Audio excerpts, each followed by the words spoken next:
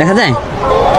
আপনারা যারা layer farm করেন, লেয়ার ফার্মে চেষ্টা করবেন এরকম একটা মোরগ রাখার। যে রোগটাই হোক না কেন, আপনার মুরগি হয়তো অনেক মারা যায়, কিন্তু সাধারণত মোরগ কিন্তু মারা যায় না।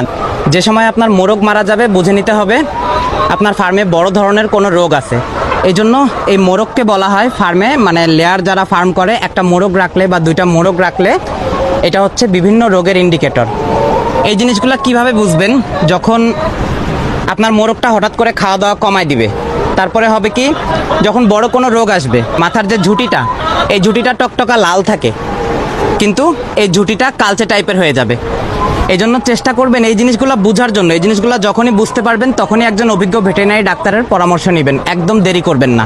লেয়ার মুরগিতে কিন্তু অনেক সময় আমরা জানি যে রোগ লাগলেও সহজে বোঝা যায় না, তো বোঝার জন্যও কিন্তু এই মোরগটা দরকার। এছাড়াও এই মোরগের আরও কিছু গুরুত্বপূর্ণ বিষয় আছে, যেমন মোরগটা কিন্তু ডাকে।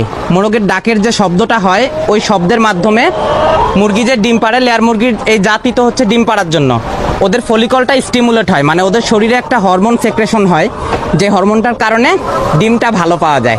মানে ডিম পাড়তে আরও ওদের উত্তেজনা বাড়ে যে ডিম আরও পাড়তে হবে। এই জন্য অনেক ধরনের উপকারিতা আছে এই মোরগ রাখার। আপনারা আপনাদের ফার্মে, লেয়ার ফার্ম যারা করেন তারা চেষ্টা করবেন একটা অন্তত মোরগ রাখার। সবাই ভালো থাকবেন, হ্যাপি ফার্মিং।